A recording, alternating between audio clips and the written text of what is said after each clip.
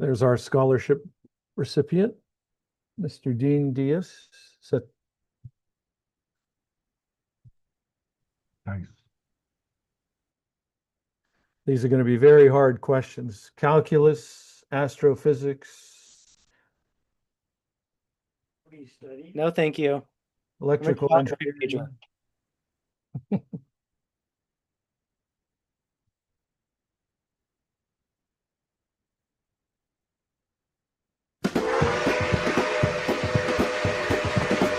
Welcome to New Tracks Modeling. New Tracks provides unique mentoring opportunities to enhance your modeling skills by connecting with talented modelers and manufacturers from around the globe who generously share their knowledge and artistic expertise. Build your confidence, refine modeling techniques, and share your projects with a supportive community of fellow modelers, all while enjoying the world's most rewarding hobby. Join us every Wednesday at 7 p.m. Eastern on Zoom and YouTube for our free live program. Missed a program? No problem. Individual show segments are uploaded to YouTube for convenient on-demand viewing. Be sure to connect with the New Tracks community by joining the New Tracks Facebook page, where you can interact with other modelers and see what they are modeling. Visit our website at www.newtracksmodeling.com, where you'll find information about upcoming events and the latest issue of our magazine, New Tracks Modeler. New Tracks Modeler features articles from builds on the show, exciting new products, and other great articles. And now, here is the host of New Tracks Modeling, Tom Farrell. Good evening, and welcome to New Tracks Modeling, coming to you live on Zoom and YouTube, as we do every Wednesday at 7 p.m. Eastern. We're pleased you're joining us. I'm pleased to report that our third issue of the New Tracks Modeler digital magazine is in the works. In fact, I previewed it to several of you before the show. Like last month, it's especially exciting that most of the content is written by first-time authors for New Tracks Modeling. Additionally, I'm proud to share that our subscriber base is growing fast, and we're just getting started. It's only the third issue. So whether you're a seasoned modeler just starting or enjoying the hobby and creativity of model railroading, you're welcome here. This broadcast and our 5 platforms are part of a larger vision that Jim Kello, New Tracks mentor and master model railroader, started. All New Tracks platforms are free to participants, powered entirely by a team of volunteers dedicated to the model railroading community. Before we get started tonight and get the train rolling, a big thank you to Brennan's Model Railroading for sponsoring this evening's program.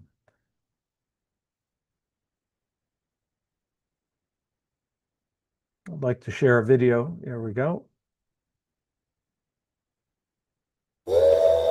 Tonight's New Tracks Modeling Meetup is sponsored by Brennan's Model Railroading. For over 25 years, Brennan's Model Railroading has been offering unique products focused on the O-scale market. Their flagship product, Brennan's Better Ballast, was an instant hit and continues to be the industry leader. The prototypical size and natural color blend of real crushed granite make it the choice for discerning modelers. Since then, Brennan's has developed a complementary line of natural ground cover materials. Brennan's also has craftsman kits that anyone can build. The complete photographically illustrated instructions assume you've never done this before, and explain in step-by-step detail how to create an outstanding model. The Frank Ellison Tribute series of kits are amazing additions to any layout. These kits take Frank Ellison's scratch-built iconic structures to a new level using modern methods and materials with Dennis Brennan's additional details and amazing instructions. See the complete line of products on the Brennan's Model Railroading website. Use the QR code to visit.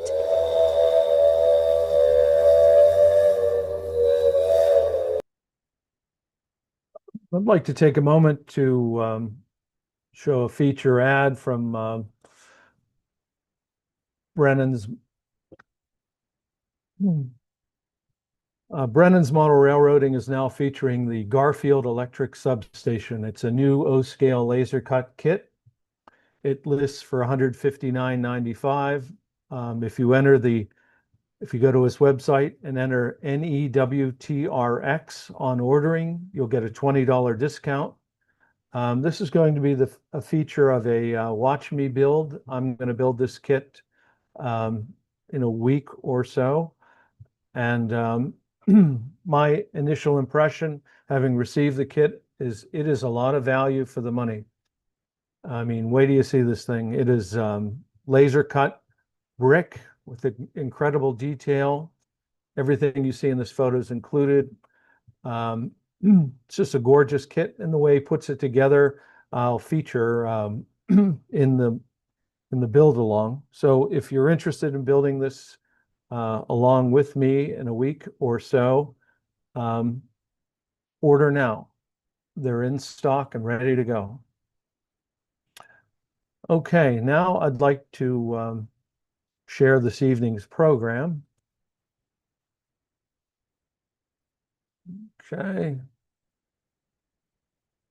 Everybody see that? It's not letting me make it huge. Yes. So, just a moment here, see if I can make it larger.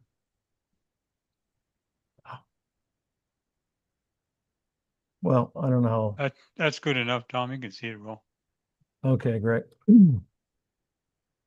So, we're going to feature one of our scholarship winners this evening, Dean Diaz, in an interview. I'm going to interview him, and Bob's going to help me. Bob is the chair of the New Tracks Mentoring Scholarship Program. And as I think all of you are aware, we just awarded 4 scholarships for each at $2,000 apiece.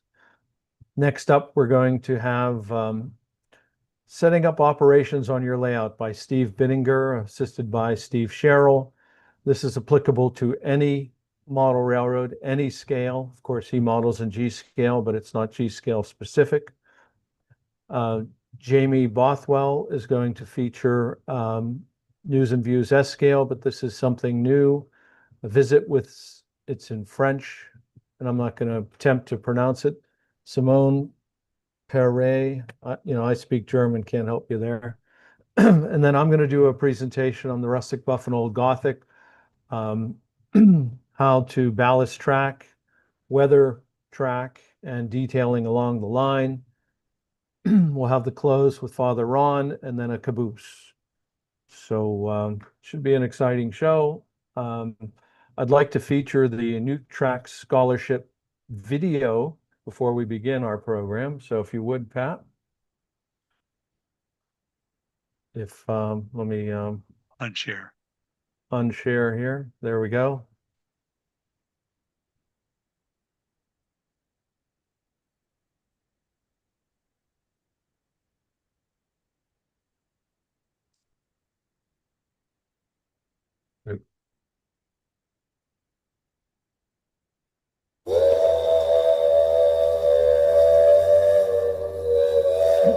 Are you a model railroader going to college in academic year 2025-26? If you are pursuing a STEAM degree, apply for the New Tracks Modeling Mentoring Scholarship. For the 2025-26 academic year, 3 $2,000 scholarships will be available. You can apply online at the QR code shown or on the New Tracks Modeling website. Model railroaders can support the New Tracks Modeling Mentoring Scholarship, the only national scholarships for model railroaders from a nonprofit organization.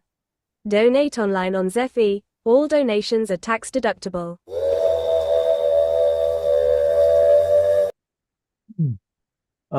Before we begin, I'd like Bob Davidson to say a few words on the scholarship program and then introduce our one of our scholarship winners this evening. Bob? Thank you, Tom. Appreciate it. For those of you that missed last week's program, that segment is up on YouTube. Thank you to all that make that possible.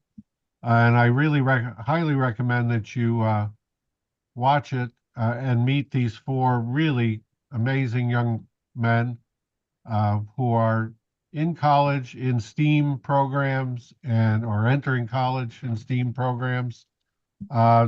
are really just totally committed to model railroading, and it was just such a pleasure to get to meet the four folks. And again, thanks to everyone who made this possible, all of our corporate sponsors, our individual donors. And I have some very exciting news tonight. I just received a call this afternoon from John Sacerdoti over at Amherst. Um, and they are again going to be contributing $1,000 to the scholarship program for the scholarships that we'll be offering in 2026-27. So the Amherst Railway Society has been, this will be their second year as a platinum sponsor. Please, if you have an organization or a company that can help us out, get in touch, and you'll be featured on the show, certainly, and you'll also be featured in the magazine. So it's a great opportunity to keep our hobby alive, literally. Tonight, over the next month or so, you'll be meeting the four folks that we awarded scholarships to this past year. We're going to be able to do a little bit of a spotlight on each of them. Tonight is Dean Dice from California, who will be a sophomore next year at Moore Park College in California. And he's just, he's kind of so far ahead of where I was in modeling. So Dean, welcome back to the show. And I want to start, one of the photos that you submitted to us was you in front of a gigantic switch panel. Sure. Tell us a little about that. So that was taken at the La Mesa Club in San Diego. I participate in their 1953 timetable and train order operating weekends. So the impressive CTC panel you're looking at actually wasn't even being used that day because that would have been for a train order session.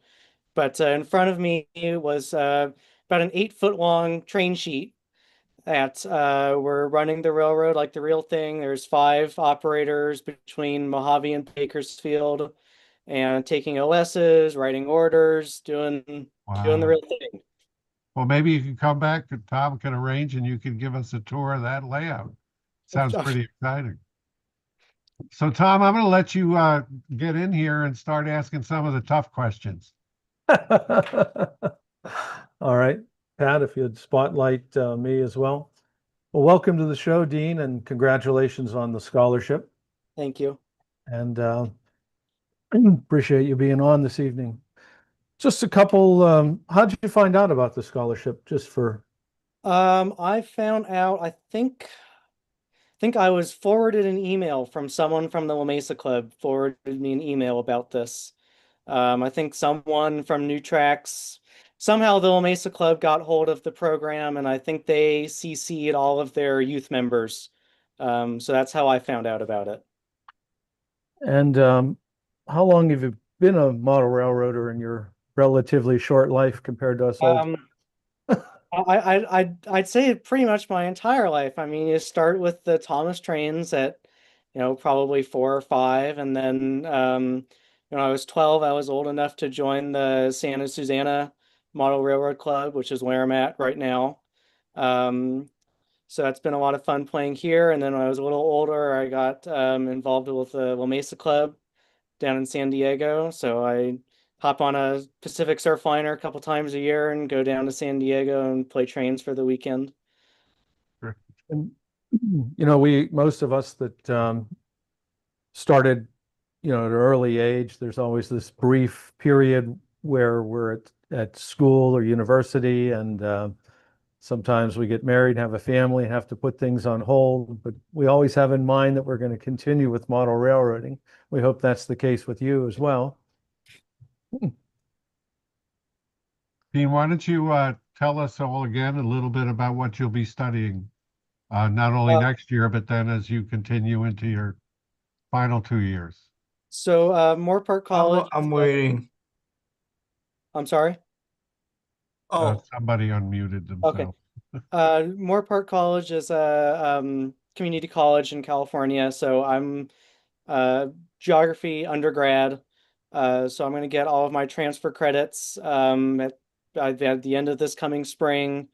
And then I'll be looking to transfer to a Cal State of my choice. I'm looking at Fullerton, I'm looking at San Diego, Long Beach, maybe San Luis Obispo. But that's the plan for now. And What do you, what do you want to do with a degree in geography? that was my, Um, that's a good question because I'm not quite sure either. Um, my father works in the geography department at Cal State Northridge. Hmm. So that's kind of where I got my interest in it because I see the kind of projects that he gives his students, and it's the thing that intrigues me. And in a lot of ways, it connects with model railroading. Um, I guess, for example, I don't know if you guys know what Sanborn maps are, but Sanborn fire insurance maps. Cal Yes. State Northridge has the largest collection of Sanborn fire insurance maps outside of the Library of Congress. And we had a planned expansion to the La Mesa Club. Someone was considering, we were considering something. And it was, hey, it would be nice to know what the track arrangement was in this area. So, I got to pull out a map volume from the 1930s and dig through and actually find the real track alignment for the prototype. So there's a lot of ways that that geography overlaps with model railroading. Like I said, a lot of projects, I kind of get to take a lot of principles from modeling and especially prototype modeling and apply it to my schoolwork. And I really like that. That's great. do you have a particular era that you favor at the moment? I model in the early 50s, SP in Santa Fe. Okay, so you get to have those war bonnet F series diesels, right? That's correct. My favorite locomotive. Me too. I like those. Who is that? Yeah, okay. So what do you do when you're presently at a model railroad site at the moment, right? I am. What are some of the things that are going on there for the youth? So we actually have a pretty healthy youth program here. Um, I really enjoy operations. That's where I get a lot of my fun around here. It's a nominally complete layout. No layout is ever complete, but it's about as complete as a layout of this size is going to get. I guess I should give you a little background on where it's at. It's at the Santa Susana Depot, which is an original Southern Pacific depot built in 1903, and we're in the freight room of the depot. So we have a 30, 25 by 50, 30 by 50 foot space to play with. And we're about 30 feet from the SP coastline, the real coastline. I And have a that's- question for you. Well, Ethan, can you just hold on? Yeah, sorry. Okay. Pat, you want to mute? Okay, great. So what scale do you model there? HO scale, I assume. Yeah. HO scale. And that's also the transition era and that you're talking about? That is correct. And what do you enjoy about model railroading? There's so many aspects to the hobby. What's your favorite? I'd say I think traditional modeling is where I really get my fun. I really enjoy working on freight cars. I enjoy building resin kits. I enjoy spending way too much money than I should on sunshine kits on eBay. Um, that's where I get a lot of the fun. I do brass painting. It's kind of how it's nice pocket cash. There's a couple guys at the La Mesa Club, give me stuff to paint every time I go down there. And when I come back, get a nice handful of cash to, go spend on eBay and buy more trains. You airbrushing there? Yep. Yep. And what do you use, a Pache or a Yeah, Iwata, Avata? Okay. Double action, single action? double action. Man, you're all in. Nice one. Yeah. And what is the paint you prefer to paint these? I enjoy, I like PBL Star Brand. Their stuff is really nice. And if they don't make the color, then True Color is my second pick. Always looking for the angle on modeling and mentoring here, even from our youth. There you go. That's right. I'm frankly, when I first started, I was big on I like doing the acrylic paints, the Yeah. acrylic airbrush paints. I've kind of turned away from that. I think they take too long to dry, and I just don't think they stick to brass as well as lacquer-based paints. Do you use an etching primer before you paint? Actually, all I do is I clean the model really well, and then I hit it with the Tamiya. Is it self-etching? They advertise it as metal. It's not like automotive primer. I've used like self-etching automotive primer before. I think it goes on too thick. I prefer the Tamiya um, surface primer, the light Right. gray surface primer. The It one I goes on use. really thin, Yeah. and it just provides a little bit of, tooth for the paint to stick to. Look at that. You even speak the language. You're my hero. Well, Uh, it sounds like we've got ourselves a long-time model railroader, I think. And Let's hope. we will look for you to do some participation with New Tracks, and you're always welcome to take the program over. Okay, thank you. All What right. do you have any more questions for him, Bob?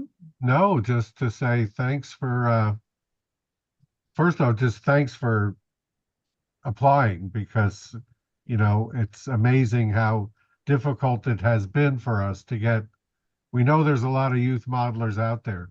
hmm Um, hmm What we one don't see a final lot of them applying. So one please spread the word. one final question. We're always trying to figure out, and I asked you already what attracts you to the hobby, but what do you think we could do you think we should do more 3D printing, more stuff with AI? What would be more attractive to the youth in your opinion? It's a difficult question to ask. And, there's another club member next to me here, and I asked him that question right before I went on to get his answer. Um, and I think it's really different from person to person. Um, I mean, frankly, what brings kids into model railroading in general is just the, ooh, shiny, look, a train. That's it's really as simple as that. And then once they're, interested by the train, then it's okay. Do I want to, work on the train? Do I want to paint the train? Do I want to lay the tracks for the train? Do I want to, fix the switch motor, do the signals? It can go in every which direction, but I mean, frankly, I think, step one in getting people interested in the hobbies is I think it's really the responsibility of their local train club. Have a youth program, invite youths to show up and give them a throttle with supervision. It doesn't have to be a grand thing. Just, get the bug to bite them and they'll come back on their own. That's a really good advice, and it's it's something we can promote at New Tracks Modeling. Well, you're a very well-spoken young man, and you really seem to know your way around the hobby. And I'm very pleased that we gave you the scholarship because I can't think of anybody that deserves it more. So thank you for this evening being on the program, and Bob, thank you for everything you do with the program. Bob runs the program. I'm the treasurer, and you're the recipient. Terrific. So thank you very much. Thank you, Dean. All right. Well, now I'd like to move forward with the next presentation. But before we run that, I'd like to run the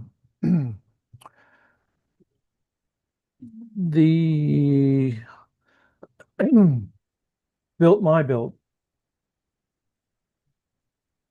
Pat, if you would run the my build video, I'd appreciate it. Thank you again, Bob.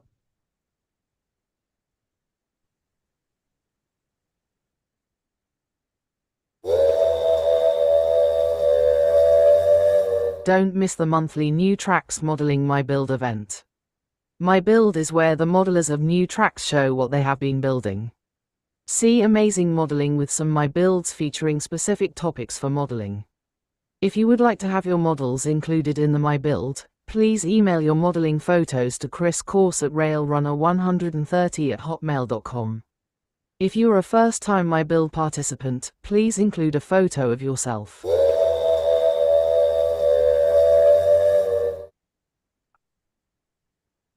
if we could unspot Dean and spot Chris Course, that would be great.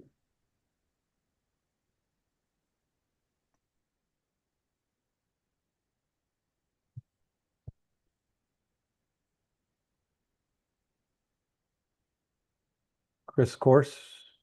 Hello, hello. All right. Let's see. The upcoming My Build, July 23rd. Anything goes. The submission deadline is July 20th, so please get those photos to me. Anything you're working on, anything you've built up, anything that you need help with. This judge-free zone, so if it's not the best thing you've ever done, that's fine. Just doesn't matter. Just send us those photos, please, and also include a brief description of what's in those photos in the event that you're not unable to make it. And if it's your first time submission, please also include a photo of yourself. The upcoming shows that we have, August 20th is another free for all, anything goes. And then in September on the 24th, we have a challenge, which is backdrops. And submission dates are for the rest of the year are all up there. So please email me at railrunner130@hotmail.com to participate. And hope to see everybody at Nova this weekend.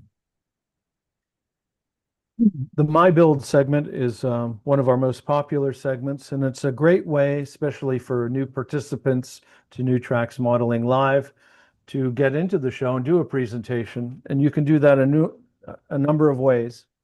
You can simply send your photographs to Chris, and he'll put together the PowerPoint, display your photos. All you need to do is talk to your photos. Even if you're uncomfortable with that, give us a description and he'll talk to your photos. But generally, it's relatively easy process. And we can certainly use the diversity, and everybody has something to share and something to learn. So anything else, Chris? Yeah, one thing I just thought of, we've used it a few times in some of the My Build challenges, was people submitted videos. So if you have a very short video of something you would like to share, please feel free to send that as well. Terrific. Well, thank you. And now I'd like to move to our Master Modeler series, Steve Bittenger. I have personally been to his layout twice now, and it's G-scale. But what he's going to do this evening is setting up operations for your layout. It's a universal subject. It's not specific to any scale. If we could highlight Steve and unmute himself, we can begin that segment.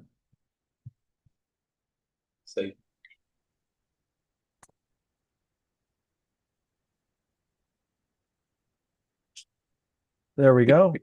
Welcome to the show, Steve. Appreciate your ongoing contributions to New Tracks Live, and I think your sidekick, Steve Sherrill's there as well. It's a threesome tonight, folks. So welcome back to the West Virginia workshop. We've got 3 genuine West Virginians here tonight. In addition to Steve and myself, Andy Sardinsky is going to be joining us here for part of the program a little bit later on. So it's been a while. It's been almost a month since we were on New Tracks. So on the workbench, we're going to do a real quickie here before we get into the ops session, but I thought I'd show you just a little project, and this one applies to O scale and G scale primarily. If you look here on my workbench tonight, I have had these little things out here before. These are called chair slides. They go on the legs of your chairs, couches, whatever you need to have slide around on rugs and carpet, but I use these for many things. I've used these previously to make power transformers. Tonight, we're going to use them to make a light fixture. So this little back side of this has an insert that you need to get rid of. This is a big piece of foam. When you pull that off, simplest way I found to get that off is just take your handy dandy X-Acto knife and just cut around on the inside. These things are soft and spongy. And if I turn where Steve is, if I pry up on this thing, you just keep prying up, and eventually it's going to let loose because it's got a big glob of glue in there that's holding it. Easiest way to get rid of the glue instead of scratching around, I use this stuff right here called Goof Off. And this will be put inside the little cap. You don't need very much. I just use this little container. And we put a little bit of that right inside of here, just like so. Take a paintbrush or a stick, whatever you have, scratch it around until that little glue makes a round ball. It's gonna roll up in a little round ball in there for you. You can peck it off and you're all done. Dump your goof off back in there. Gonna dry it out. And the stuff evaporates fast, so you don't have to worry about a residue. And you're gonna have a nice clean underside at that point. Then we're gonna take a drill bit, and depending what size diameter of wire or piece you're gonna put in there is what you'll make your hole, right? So what I'm using here tonight, you know me, I'm cheap. These are 2-inch roofing nails that I have to shorten them up a bit. So I use these pliers right here. Use these in construction. They're a bit pricey, but they will cut anything. Steel, you name it, they'll cut it. I'm going to need to take just about that quantity off of this thing when I cut it. That's going to leave me with a shortened straight piece. I'm going to take that piece, I'm going to put it in the vise until I have bent it around at a 90, just like so. I'm going to take this piece, that's tiny here. Forgot to tell you, this is the inside of a ballpoint pen, this little piece. You know, when you click down on it, cha-chick, that's what's happening. I cut a little piece of that ballpoint pen, put that on there, shove it down through my hole. You're gonna put a little super glue right on there to keep it all together. And it's gonna look just like this at that point, right? Then I have a little scrap piece of styrene here. I'm going to set that and glue that right on there just like so, because that's going to give me a nice broad surface to mount it on my building. The metal small diameter is a little tougher to do. If you have siding, you know, like ribbed or German siding on the outside clappers, this white will do a lot better job for you. When you get that finished, here is one that is done. I use a little piece of scrap PVC on that one. Also, if you want, I flip it over, and this has a light bulb inside, right? A fake one. Anyway, this is nothing more than a craft bead. Steve Sherrill wants to play with it. This is craft bead from Michael's or one of those stores, Walmart somewhere that has beads. And that's simple enough. And you're going to just set that right up there on that little stud of that nail, because the bead has a hole down the middle of it. Glue will go right in there, and you're all set. And I just happen to have a building that I'm making up for my new expansion on the railroad. Here's a little roadside, you know, say service building or train storage area. And we can see, I used the bigger diameter one in this case on here. And I like the green. A lot of those old lamps for some reason came in multiple shades of green. That's just my preference on that. So that's on what's on my workbench. And I'll entertain any questions about what I just told you. That looks marvelous. Have you ever did one that actually has a light on it? An LED? It looks like it would be, You know, if you had hollow brass tubing, you certainly could. Yeah. Steve, where do you get the goof off?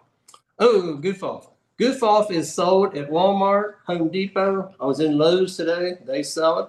Comes in a spray version. You don't want it. Comes in small bottles. This one in a great big type, twice as much as you need. This size here is about $7 worth. This will clean. This cleans paint and everything off of everything. We use this all the time on construction. Steve, at first, when you were showing the goof off, I was thinking, okay, like Goo Gone, but it's not. It's totally different, right? That's a different product. Okay. Thanks. Yep, you're exactly right. That's a different product. But I like this better than the Goo Gone. I think it looks great. That looks very realistic. Yeah. And you know what? I guarantee you it costs you less than $2 to make them. Yeah, terrific. Yeah. And those come in all different sizes, so it's not limited to G scale. You could do O scale for sure. Yeah. Yes, and if you go in, I don't have a reason to buy these, but if you're in Home Depot or even Walmart, they have ones that are even smaller than these, almost down like a little Tic Tac size. So if you're an HO or something like that, same process, just find that little circular, you know, lamp type that'll work for you. All right, we're gonna have you meet a new person tonight. This is Andy Sabinsky, and he's gonna slide in here with me. So this past Sunday, Spot him, Pat. we had a visitor, Mr. We got him? Yeah, there he is. Say hi, Mr. Andy. There. Hi, folks. He puts up with me. Anyway, Al Puglisi was here, and many of you are familiar with him. Al was a guest on the show a little while back, and he visited us for our operating session. We had 12 operators, pretty typical of what we have on the railroad. Normally, minimum about 8, and 12 to 13 is about our maximum that we use. So Al did a really nice video, which he posted, I think this past Sunday or Monday morning. You can catch that on his channel, Al Puglisi Trains, and it's Steve Bittinger's G scale. So there's a plug for Al. So Steve Sherrill's going to lead us off tonight on setting up an operating session on your railroad. And I will say something about this. I know a lot of you might have railroad and you don't do operating sessions, or maybe you're afraid to start doing it. I compare this to if I was a really good baker and I made a really nice cake, excellent cake, and then I never let anybody eat the cake. I just kept the cake to myself, and that was the end of that. So I kind of be like, why would I bake really nice cakes that were really good if I never shared them with anybody? So that's how I feel about my railroad. I made my railroad to share, and that's one of the big enjoyments with it. It's also a social activity. Everybody has a good time. We are not critically serious when we operate our railroad. We try to be prototypical, but we try to have a good time. So, Steve, what are we going to start with? Steve, if I want to do a prototypical type operation on a layout, where would I start?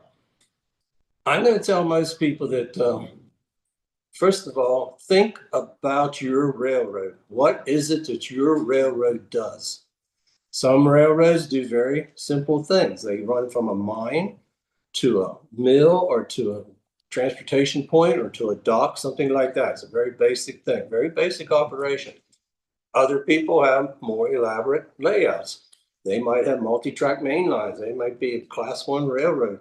So their operation would be much more sophisticated and detailed than would be a simple operating session. So you just have to look at your railroad, I would say write out a paragraph. That's what I did about what does my railroad do? And in my case, my railroad is in 1967.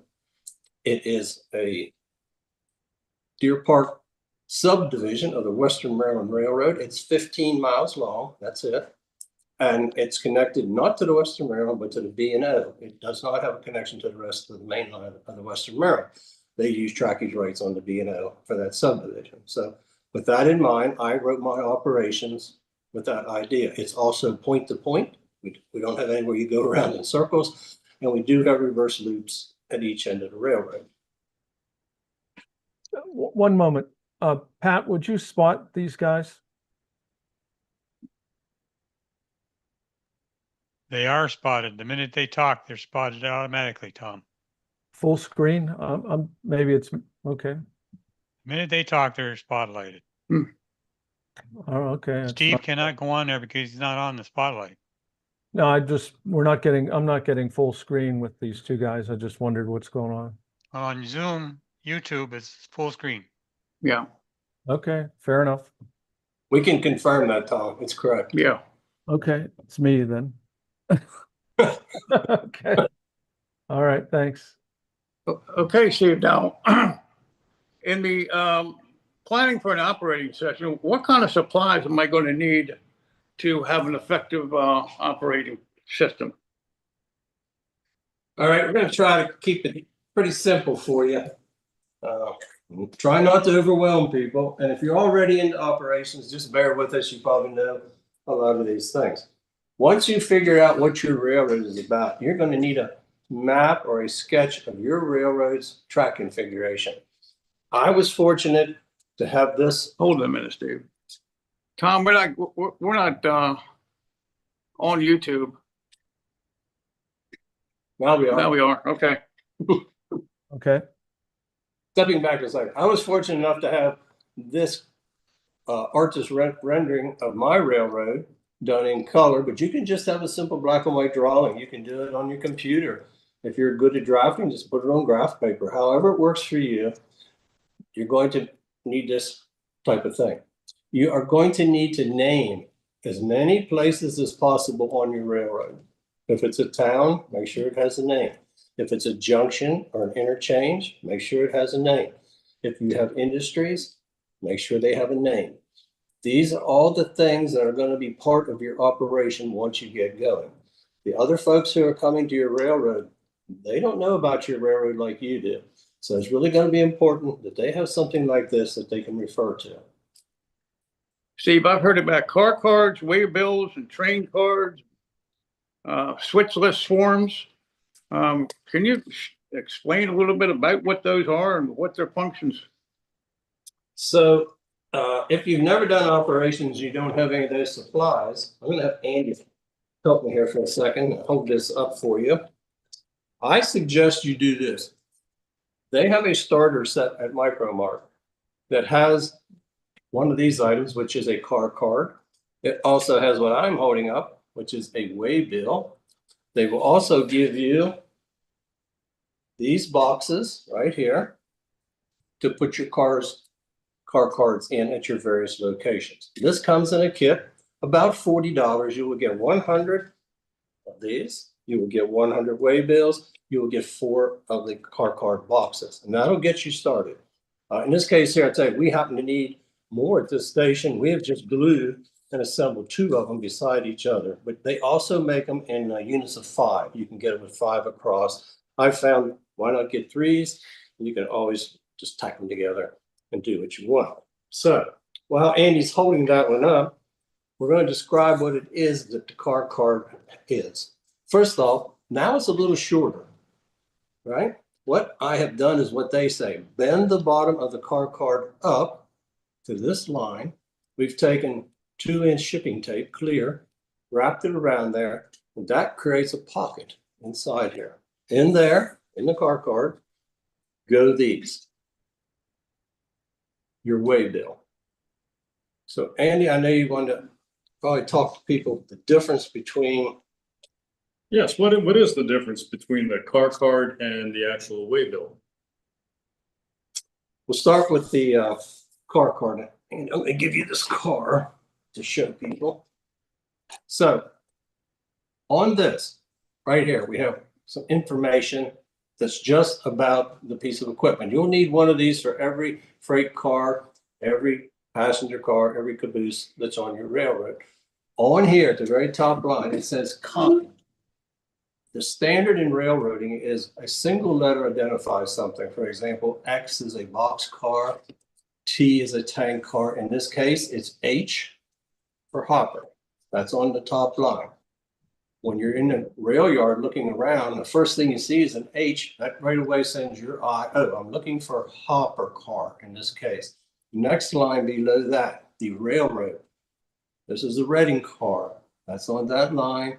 The next thing it asks you for is, what's the car's number? In this case, 40218. Done. They do give you a space for description. If you feel that there's something different about that car, maybe something unique, you can add details right there. So, car card. Next thing. The waybill has lots more information. I'm going to have Andy reference this for you because we got to move this around. I'm going to have him hold it up close to the camera and start with the number 1 space. On this waybill, there are 4 positions, and they're numbered 1, 2, 3, and 4. Each position occupies half of the waybill. The waybill is what tells you where this car travels, where it starts, where it ends up, and how it got there. So in the case of what Andy's holding up to you, this car, it says consignee. Well, that's a good old Latin word. That means who's getting this? Who is the receiver of this car? In this case, it's the American Utility Company in Wilmington, North Carolina. How's it going to get there? It's going to travel first on the Western Maryland, then on the C&O. How does the Western Maryland get it to the C&O? The next line, they give it to them at Greenbrier Junction. So that's the end of the Western Maryland, the beginning of the C&O. Who is sending this car? The shipper. In this case, it's Newcomer Coal. At Colton, West Virginia, the commodity or lading is coal. So there's all the information you need. The conductor is the person who keeps all this information. The conductor keeps the car card with the way bills, and he keeps them for his entire train. How do you use them? Once you have run a car, in this case from Colton, West Virginia, on my railroad over to the C&O, Andy's going to take the card out and go from 1, and he's going to flip it to number 2, and he's going to set it right back in the waybill slot.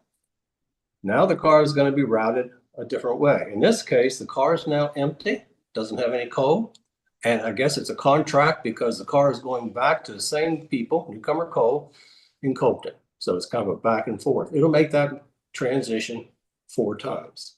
In a typical operating session, we never get through all 4 of those moves. That would take quite a bit of your day to do that. And this may be only 3 cars on your railroad, something like that. Yep, Steve, what's up? Steve, put your box back up again. There was something on there. So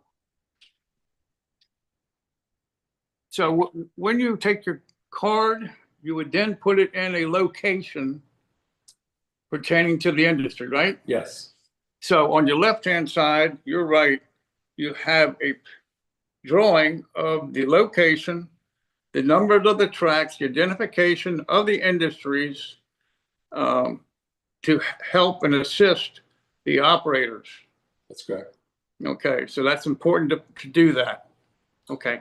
We're going to come to this again a second time, and when we do, we will show you a few more things relevant to the use of this when we get to that point. Okay, how about a switch list?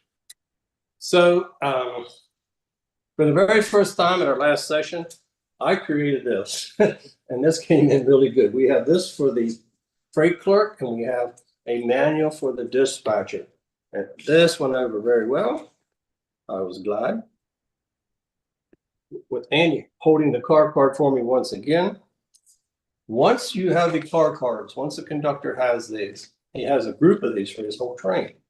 He is going to go to the freight clerk, and he's going to give those cards to the clerk, and the clerk is going to look at them, put in the information across there, the railroad, et cetera, where it's going. The clerk also has a list of all the freight cars on the railroad, all the equipment, and they're going to put the location. So when that car that was going to American Utility, when it gets there, more than likely they have more than one siding or one location. And the clerk is going to put where American Utility wants that car put. So maybe they want that on track 3, maybe they want it on track 2. That information is transferred down here on the switch list.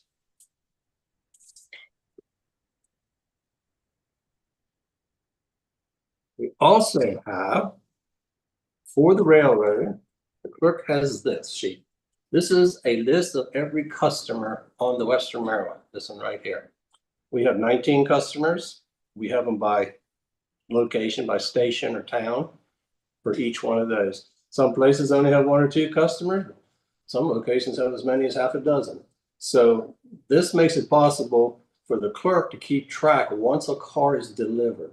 Once they are done with this, what Steve was telling you is they are going to put that car card into Intrepid. So Andy has delivered that car to track number 4 at Mount Sidonia Equinox Minerals, right? The clerk has listed that car as delivered to that same location. End of delivery. I tell everybody, this is like the Amazon driver pulling up in your driveway, gets out, puts the package on your front porch, takes a picture up and says, I have delivered it to the customer.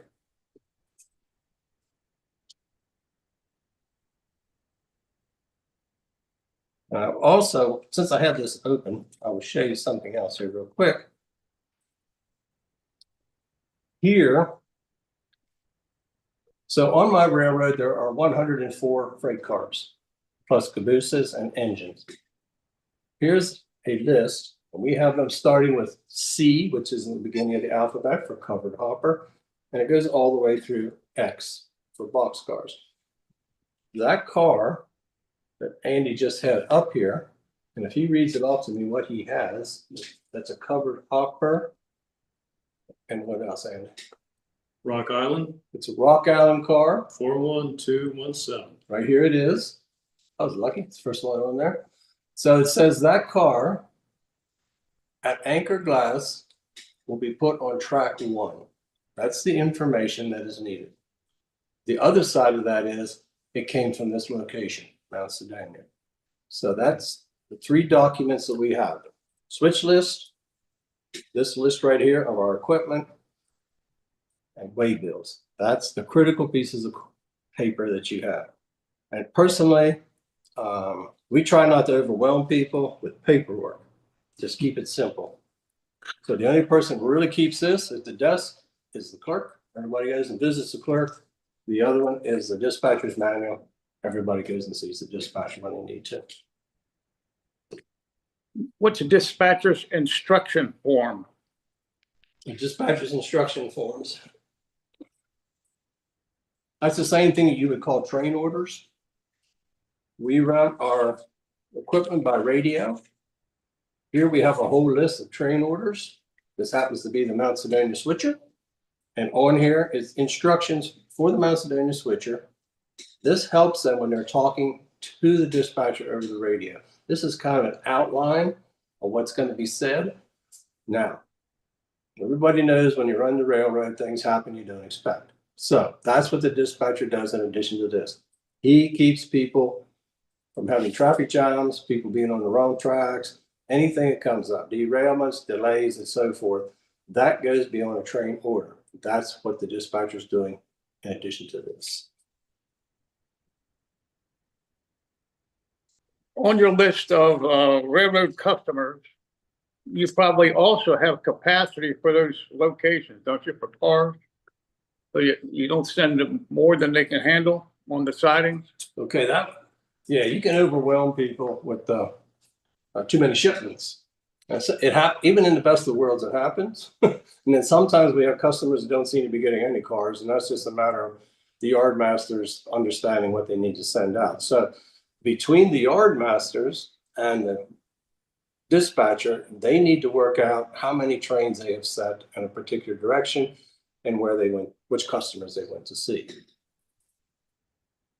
How about accessory items that assist the operators to make an easier operation and to run the trains a little easier, such as vests and aprons? Yep, I'm going to get Andy to try out one of our aprons now. I'll do the same. We have, if I stand up, I guess you'll still see me.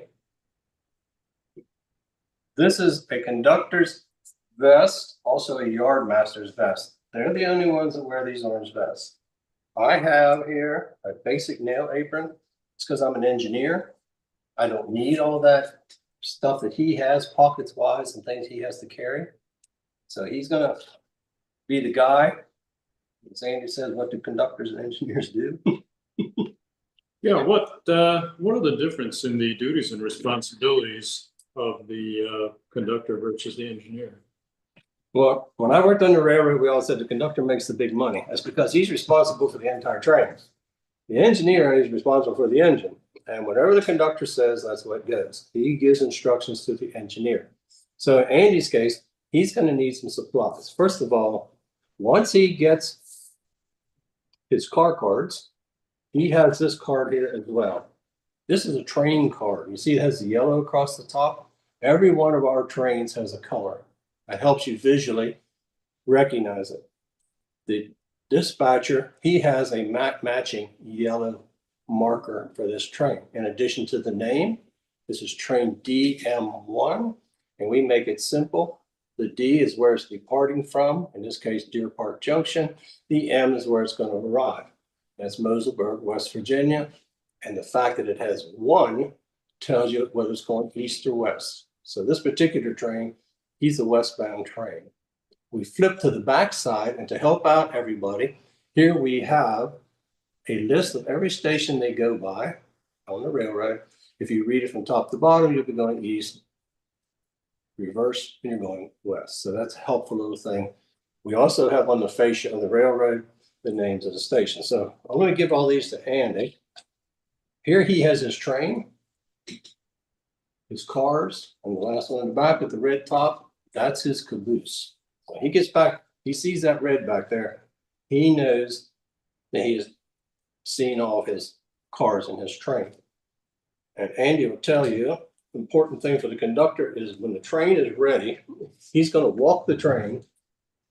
Going to walk the train and look at each car card and make sure that that car really belongs in that train. Very important. That's very important. Otherwise, we get a train car that travels all over the place and gets a free vacation and never does get delivered anywhere. So he's got that in his vest. He also has these appropriate to where he is going. So Steve showed you the matching one that's at the location. These he can take with him, so he can look at these ahead of time and kind of anticipate, oh, in my train, the very first 3 cars in my train are all going to the same place. So he can start planning his switching schedule for his engineer. In this case here, I got Mineral Ridge Station on one side, I have Moselberg on the other, and he's got one with a Mount Sedonia, another area on the railroad, and a Mineral Ridge. So we have these, and he'll have the appropriate one for his train where he is going. It's also going to have this. So the dispatcher has a radio, the yard masters have a radio, and the conductors have a radio. Engineers don't need a radio because the conductors are telling them what to do. We do a test before we start. I'm going to kick mine on.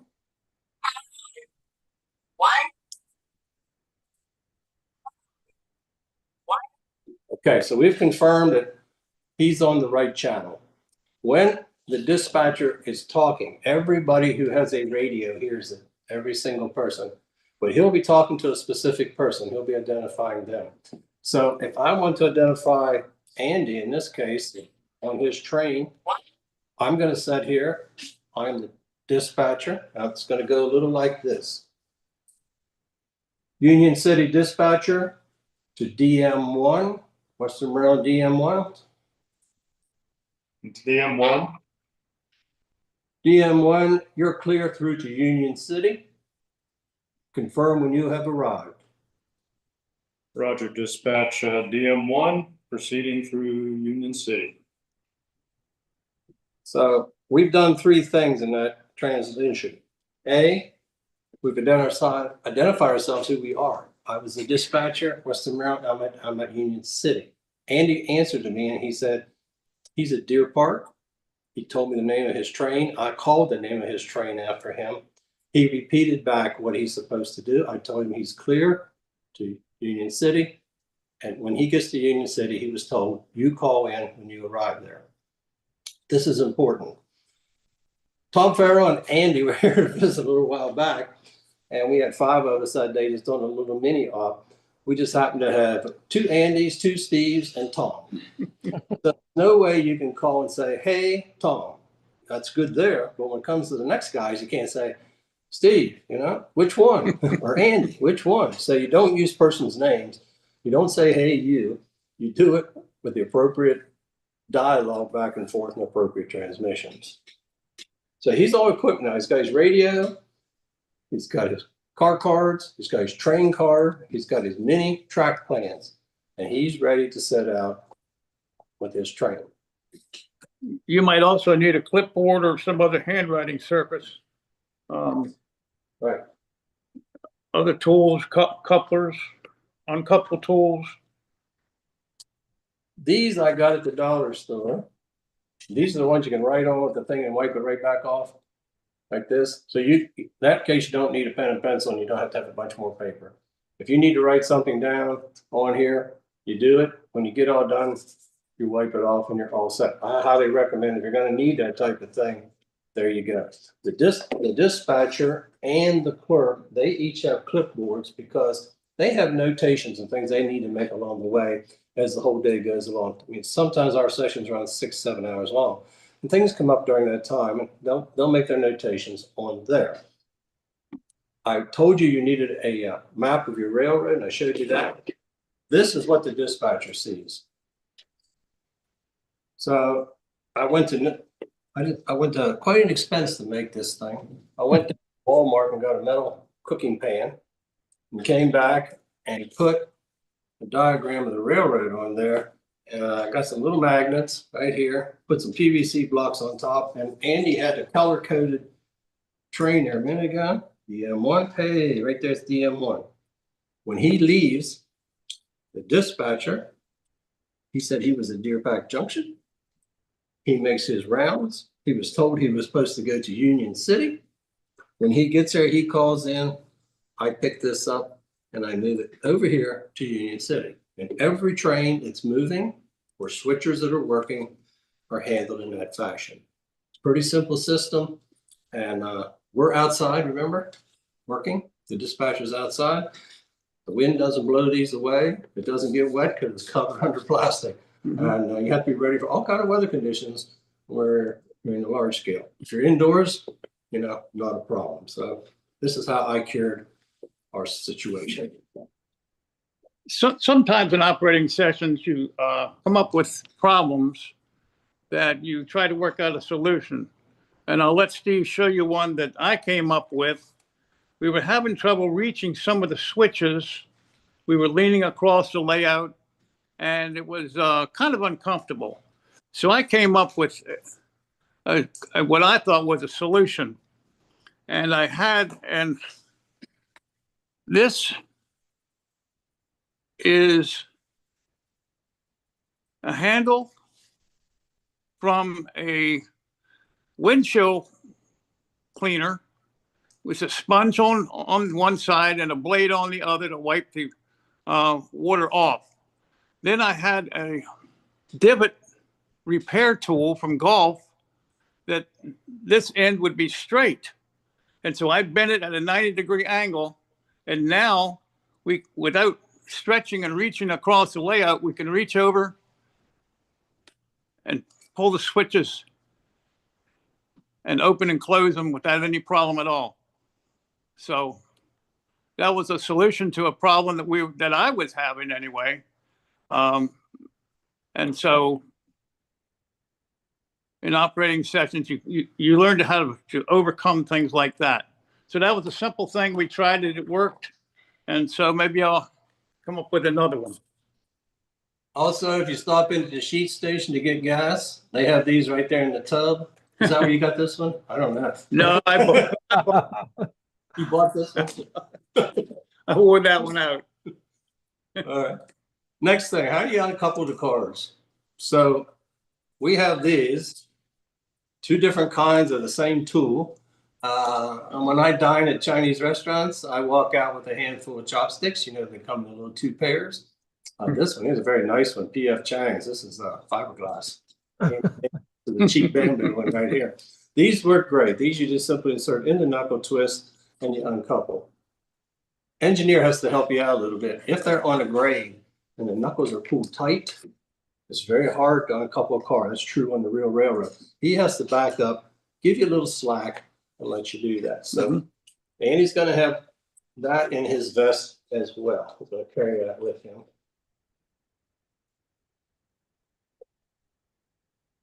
You have any other comments, Steve? Like even the things that we have shown you are specifically for Steve's layout. They can be adapted or you come up with your own systems. And there are books and other literature that can help you come up with systems for your railroad. I've gone to operating sessions at other people's places. Pretty much, this is the rule of thumb, the rules you ought to have for your place. Before the operating session, put everything, all extraneous stuff, put it away. Have your aisles open and clean. Don't have a bunch of stuff laying around. It has to be well lighted for people to see. If you have, in the case I have a lower hidden yard, so it's harder to see in there. And I have little portable lights you can turn on, read the car numbers. These are pretty decent on G scale, they're big, but you start getting down to HO. And as we get older, a little harder to read those numbers if it's not well lighted. Next thing is, in addition to those two things, check your railroad out ahead of time. Make sure it runs good, that the track works good, and the equipment is, good running order. It's no fun to come and run, have things derailing all the time, or having equipment, fail. If it's going to fail, let it fail while you're running it. Even, I don't care how hard you try, in every station, we lost one car, a hopper that we broke a knuckle on. But that's normal. That's real railroad. Real railroads break knuckles. So in that case, we set it out and it gets repaired later on. Steve, this is Tom Farrell. I just want to say how much fun it was for Andy Root, you and this Andy, when you let us operate. And though it seems rather complex to describe all these tools, all the preparation that you did makes it just seamless and fun once it's set up. I think you shared with me how long it takes to program or orchestrate a session. How long does it take typically for you to set up what we'll call a scenario? You mean prior to people arriving? Yeah. Anywhere, if I don't have a lot of shrubbery, that's different for me. If we have a lot of vegetation, it takes, I took 3 wheelbarrow loads of vegetation off the railroad the day before we operated. But that's because of the weather situation. So normally indoors, you don't have that, it's ready to go. But setup time, usually 2 to 3 hours ahead of time. Typically, we say we're going to arrive at a certain time. Everybody gets here. A couple of fellows take the car boxes out, set them. A couple of us we take about 20 freight cars out onto the railroad and spot those so that we're not starting from nothing. Getting the engines ready, since I'm battery powered, I personally like to start them up. Every one of them's a little different. You hate to have people fumbling around trying to figure out where the switches are. So I make sure it comes on and that the throttle works and it's good for them to go. So given that, and then next thing we do is everybody comes in, we have I call it the meeting. we meet around the ping pong table and we have a little discussion about anything that's relevant to that day. We assign who's doing what task. So we have dispatcher, clerks, yard masters, conductors, and engineers. And everybody's assigned a job. You don't necessarily have that job all day long, with the exception of the clerk and the dispatcher. That person works the whole day at that position. The rest of them, when they get done running their their work that they had, they can come off of that job and go on to another one. Sometimes they might be an engineer now. It might still be a conductor. Sometimes they get a single assignment because not every train has a conductor engineer, some of them. We have crews that do nothing but switch. They're assigned to a fixed location and they have through trains dropping cars off and picking cars up, and they make the last leg of delivery to the local, the local industry. And the yard master pretty much stay at that assignment. Yeah, the yard masters stay where they are for the day. So this last time, the B&O yard master, which is indoors, and the Western Railroad, those are both indoor positions. The dispatcher cannot see them. The dispatcher is outside. He's a good 75 feet away in a different location. So that's why the radios are really, really, really important. Well, to conclude, I would like to say that it seems a little intimidating. It seems a little, but it isn't really. It's the concept of the engineer following the conductor around, or vice versa, is it's a team, and it's like an orchestra, the way everything seamlessly works. And it's a lot of fun. And I think if somebody wants to get into operation, I'd suggest that they, invite themselves to an operating session and understand all the different dimensions. And it's really not so overwhelming once you do it a few times. Yeah, Andy Root and I were there just briefly, and wasn't long before we kind of knew what we were doing. We had simple jobs as engineers, but you got to start somewhere. Yeah. Yep. Now we had a brand new operator for the very first time this past Sunday, and he did excellent. And he had operated at other railroads. So he was familiar with the micromark system, which is a great help. He knew how that worked. He had good feel for the equipment, operating the locomotive smooth, understanding instructions from the conductor. So when you have people like that, it's much easier. People who come in who don't know anything, they're new to this. When we try to put somebody with them, I call it like a pilot. Yeah. Andy, I know I can put somebody with Andy they're going to learn to do it right. Okay, and he's patient. And Before we conclude, let's open it up to our Zoomers to see if there's any questions, and then we'll conclude the segment. Are there any questions for these two from our audience, our Zoom audience? I just want to say I saw the Al's piece that you did. It looked like everybody was having a really good time, and you had good weather. So it was hot. It was really hot. Bill is referring to Al Puglisi filmed the last operating session. You can find that on YouTube. Al Puglisi has a series of videos on, I think he has one on Steve Sherrill, he has one on Steve Bittenger, and little plug for Al Puglisi. Any other questions for these guys? Steve, I got a question. Yeah. Your vest, you have Western Maryland on the back. Did you have that custom made? Yes. Where did you get that done? Do you remember? I'll tell you what, it's on my desk. I don't have it up here right now, but I can supply that to anybody who'd like to get those made. The minimum order of that company is like 10. It's not, you don't have to have a big quantity. And they've been, actually, we've had these because of, I have to have them for my rail car. When we go out and rail, you have to have safety vests. And I have given away, I don't know how many of these, because people walk up and like, hey, where do you get a Western Maryland Railroad vest? And I was like, I hate to tell them you can't order just one. I said, here you go, take one. I'll get some more. So. Okay. Is there any other questions for these guys? Steve, I just noticed that this seems like a great way, in my opinion, to get the youth involved. The way that you just described it and explained it, it almost sounds like the world's greatest real life video game. And what child wouldn't want to play that game and be successful at it? And, you know, you have to, of course, give them supervision and everything and teach them, but it just sounded so much fun the way you described it. And I've never heard it described like that. I tell you what, I don't want to keep telling you to go back and watch Al's Masteries. If you go and watch his video, it will all of a sudden dawn on you all the things that are going on simultaneously. It's not. Oh, I've seen it. Al had called me weeks before he was going. He was excited like a kid himself. Well, one last thing. You never know what's going to happen on the railroad. So just so happened that when Tom and Andy Root were here, the weather closed in on us. We had the storm coming up and everything. So we hurried up and got the equipment in where we knew it was going to be safe. And then we shut down. That night we had a really big storm, a lot of rain. Next morning, about 7:30, 8 o'clock in the morning, I happened to walk out and I saw the gate was open at one side. I thought I better go around and close that. And as I did, I looked down the tracks and all the way at one of the end branch lines was a rail car sitting out there. I was like, we forgot to bring one of those rail cars in. And this is it right here. So I go up and get the rail car and I'm like, you know what? I know I weight these things. Man, this thing is heavy. So as I picked it up, here's what I found. Who was assigned to that train? So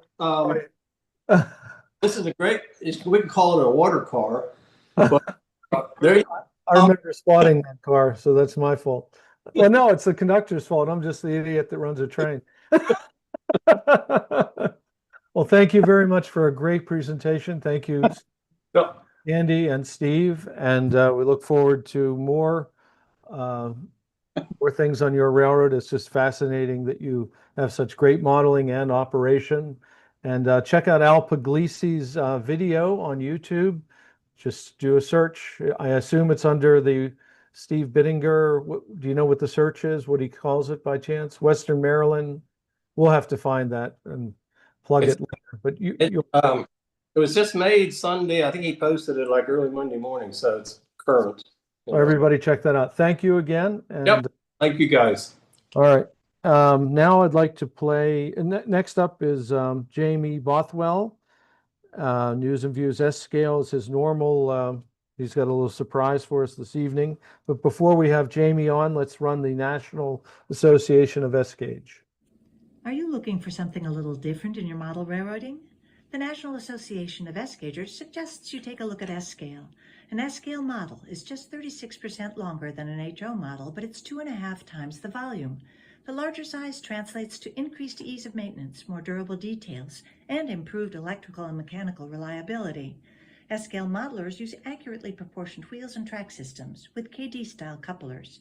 Exceptional S-scale models and layouts are being built in both standard and narrow gauge.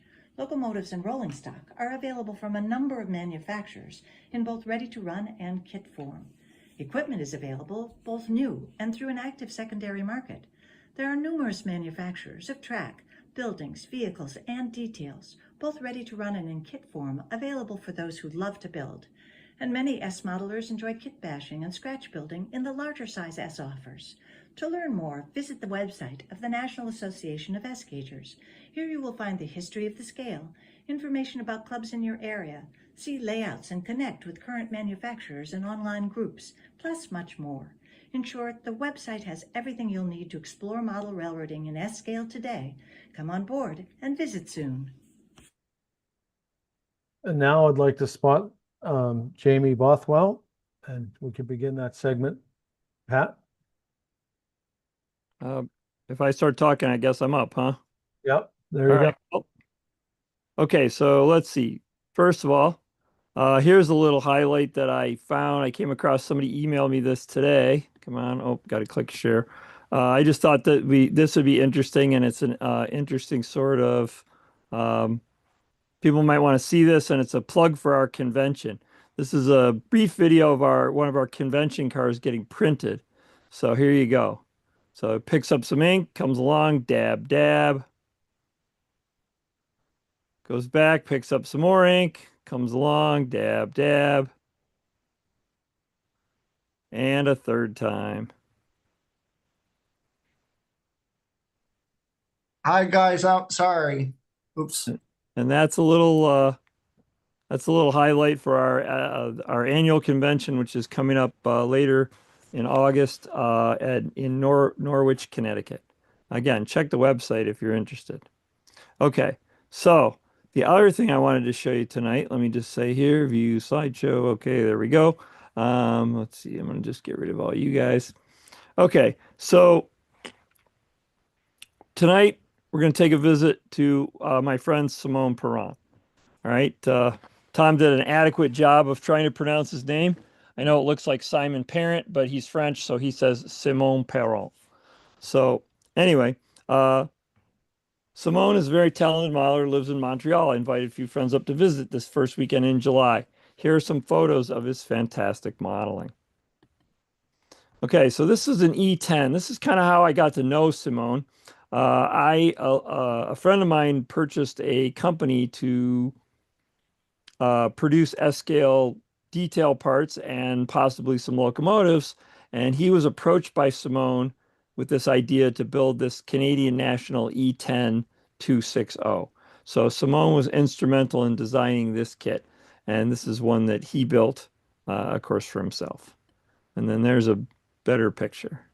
So you can see that's all brass, beautiful locomotive. Gorgeous. Here is an H6 Class 460. Again, it was offered as a kit, but Simone designed the kit and made quite a few of the parts. Simone has since purchased that company from my friend, and he now runs it as what he calls Miniatures of the North, along with some other products that I'll show you.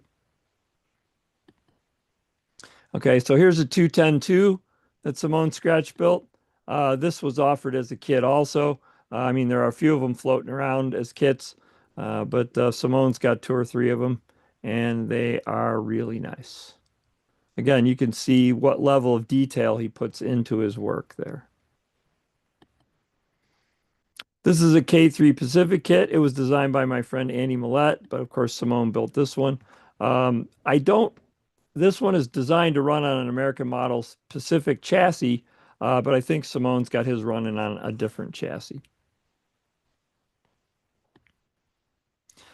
This is a Spec 486 boxcar from New York Central. Simone designed this at the bequest of somebody else in S-scale and then offered them as kits. And so they were sold out. He sold out quite a few of these. So I even have one of these myself that I built. I need to build. And I have another one that a friend of mine built and gave to me as a gift. So this is a Canadian National stock car. built on the Fowler frame. These were the Canadian National started building Fowler cars in about 1912, and at some point they rebuilt some of them as box cars or stock cars. Excuse me, just a moment. My phone is ringing.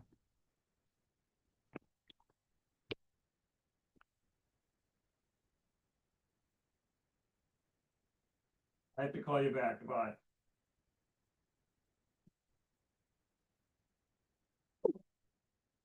Okay, my daughter was on the phone there and I had to tell her to call back in a bit.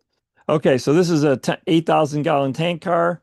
Simone made quite a few of these. I don't know that he ever, maybe this was offered as a kid. I don't remember. I didn't buy any tank cars, but he made several tank cars. He's got quite a few of them going on there.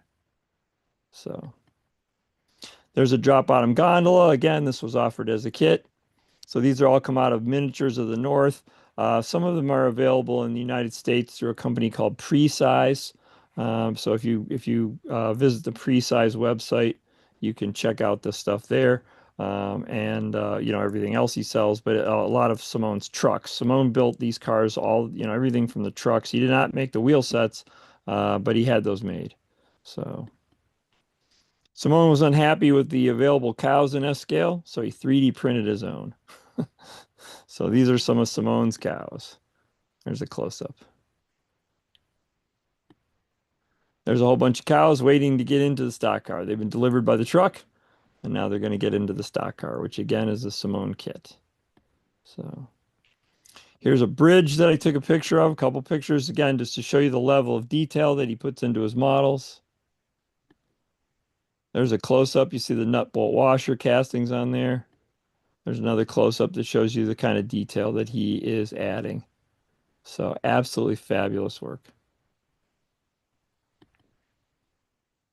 That is a trolley body that he 3D printed for a customer. Fell down in New Orleans. Contract Simone to do some work. And that's going to be a trolley. So just to show you some of the tools that Simone uses, this is his laser cutter. This is his CNC mill, which he replaced virtually every part of or is working on it. These are all the parts that he bought to replace the parts in the CNC mill. You can't see the motor, but he did replace the motor too. He's already replaced the motor, and he's replacing all these sliders because they're not as stable as he wants. He wants them to be a little more, you know, not as much play in them is what I'm trying to see. So these are all the parts he bought to improve his CNC mill. He designed this vacuum system for all of his tools. So again, this is a belt sander. And then you can see this is the gate on the vacuum is closed here. And here the gate is open. And so when you open up the gate on the vacuum, then the vacuum pulls whatever you're sanding on the belt sander. And you can see a couple more. This, I guess, is a disc sander, and this is maybe another belt sander. I don't know. Anyway, virtually every tool in his shop is connected to this central vac, and they've all got these little gates on them that will open and close to allow that particular tool to be the dust to be vacuumed up from that particular tool. So quite interesting design. These are his two 3D printers. He 3D printed some barrels and gave out a few barrels to all the folks that came to visit him that weekend. That was our takeaway from Simone, was here, thank you for coming. Here's some barrels for you. So we all got some barrels. As you'll notice, those are printed in two colors so that he didn't paint them. They're just printed like that. So whatever's the light brown or the dark brown just got printed right on them just like that. So.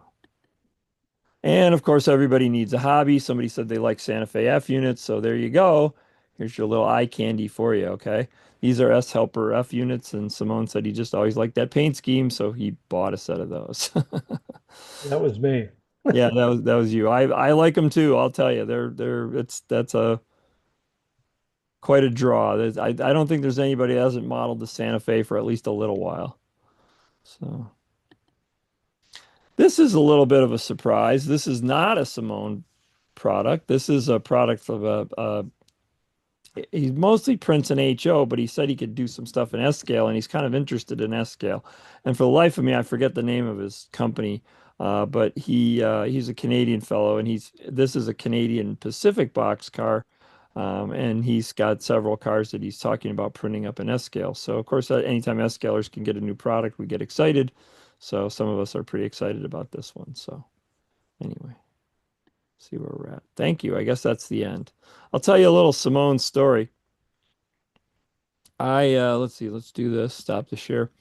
I was building one of Simone's kits, and so I put out a call to my other friends out there, Canadians, and I said, "Hey, I can't make out from the pictures what I'm supposed to be doing with this piece of the underframe. Has anybody started their kit yet?" And everybody that I knew, they all wrote back, "Nope, haven't started mine. Nope, haven't started mine. Nope, haven't started mine." Simone wrote back and said, "I built 10 of them, but I finished them so long ago, I don't remember what I did." So he's quite a prolific builder, and you can see the level of the quality of his building is quite amazing. So I think those brass locomotives are just spectacular. I yes, mean, absolutely. they're just spectacular. Yeah, he can really build. So And they're kits, right? Are they a lot of them still available?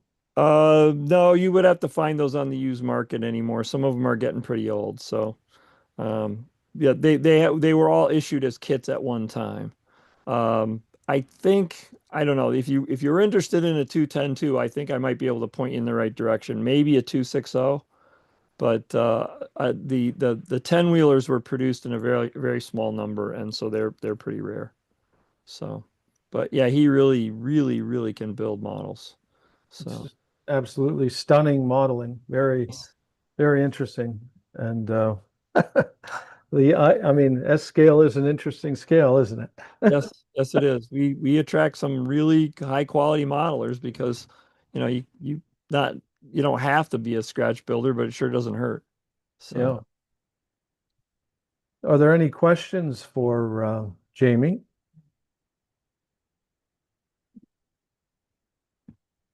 Well, that was just fantastic. And that's going to be a rewatch for me when it's broken out on YouTube. I'm going to oogle at those scratch builds. Just marvelous modeling there. well, I can always forward you a couple of pictures if you want to use them as screensavers or something. So Yeah. Well, thank you again, and we'll see you next time. okay, thanks for having me. Yeah, no, Yeah, pleasure ours. remember NASG convention in Norwich, Connecticut. Come on down. We'd love to have you. When is the date of that again? I think the first date is the first date anything's going on, I believe, is August 5th. So August 6th, we're going on a train ride, and then the 7th, 8th, 9th is kind of all at the hotel kind of thing. In Norwich, Connecticut? Norwich, Connecticut, yes. Okay. In Norwich, Connecticut? Norwich, Connecticut, yes. Okay. Norwich, Connecticut, Norwich, Connecticut. Okay. Norwich, Connecticut, Norwich, Connecticut. What is that? We We're keep saying getting back feed. Somebody just popped in and did it. We're getting. David, you have to turn yourself off. Mute yourself. Okay. Okay, if you would play the New Tracks Modeler digital magazine video, and then we'll go to the final segment of the program.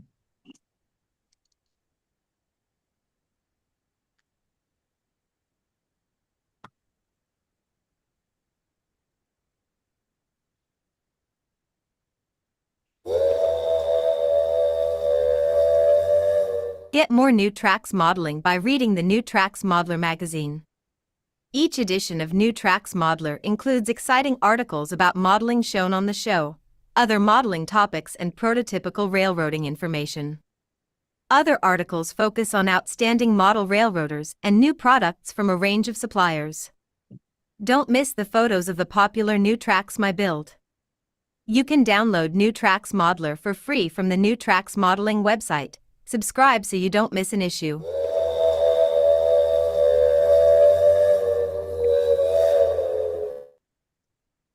Well, the August issue is in play. And once again, we have multiple new authors. And next up is a presentation on the rustic buff and old Gothic. Teach you how to ballast and along. Hold on just a moment.